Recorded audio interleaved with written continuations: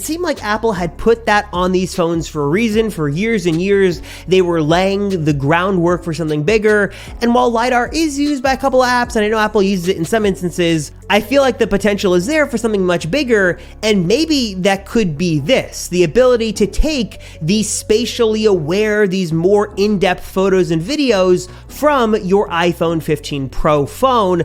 Again, not sure if it's technically possible, though maybe Apple could make some software wizardry happen. I mean, the LiDAR scanner is capable of some cool things, and maybe if they're sort of pushing this as a feature of the headset and the ability to sit down and really see your photos and videos in a whole new way, I feel like most people aren't walking around taking photos and videos on the headset, but they would walk around with this and take photos and videos on their phones, and that would be really cool and would make a lot of sense that you could take those special photos and videos on your iPhone and then play them back when you're seated on your Vision Pro headset. Not sure if that's going to happen. Maybe that's a change to LiDAR down the road with the 16 or 17, but Apple certainly has some time now that the headset has been sort of revealed that we could see the LiDAR change to allow for that feature on the 15 Pro later this year. There are also a couple of interesting points throughout the keynote that Apple really focused on using your iPhone as a camera. Obviously, we got that whole feature last year that lets you use your iPhone as a webcam. That's sort of cool. Now we have the ability to use your iPhone as a webcam for an Apple TV FaceTime app and conferencing apps, which is cool as well.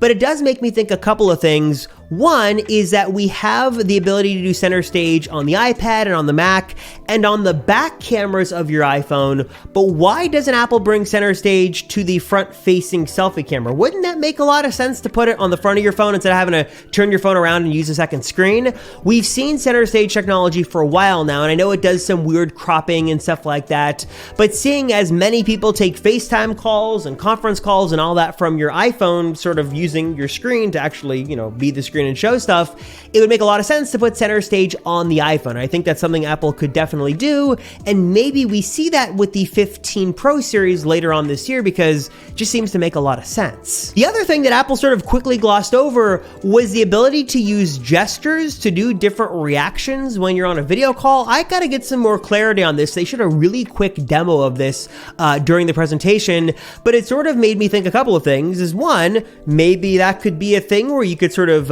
use gestures like you would on the headset to control different aspects of the iPhone. But then I quickly think that Google did try that with the Pixel. Wasn't it Project Soli, something like that? And it didn't really work out all that well. Obviously, Apple is going heavily in on the whole using your hands as controllers thing for Apple Vision Pro. And as they're sort of building this into their camera technology, I wonder if we could see that come to the iPhone in any significant way. Maybe with the 15 Pro series, maybe with the 16 Pro, that you could use that true depth system to maybe do gestures to scroll or interact with apps. I'm not exactly sure if it makes sense on the iPhone. I'm not sure if that's something you'd want to do, but they did sort of demo it quickly here in this presentation, and I'm curious to see if that feature set does expand and if Apple could take some of the cool stuff with Vision Pro and bring it down to the iPhone Pro series. Now, with all that said, I think one of the other more exciting things to talk about here is how Apple Vision Pro could save the iPhone. I've talked before about how the headset could replace the iPhone, and a lot of you guys hate me for that. That's fine. You can comment below if you hate me. But I do think that there's a lot of exciting potential, at least in the short term, for what Vision Pro means for the future of the iPhone. Obviously, Apple's doing a lot of groundbreaking stuff with this headset. It is obviously pretty expensive at $3,500. But what it also seems to signal is that one, Apple is not done innovating. They are truly in this arena to be a trailblazer and to do amazing things and to really continue to innovate and show that they know what they're doing.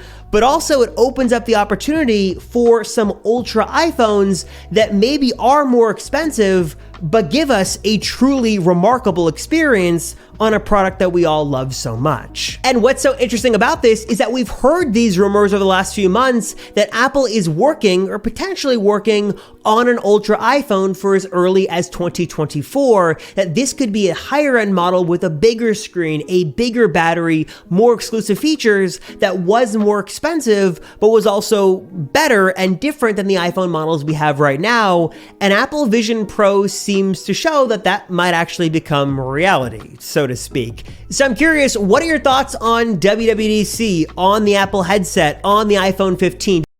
Let me know down below.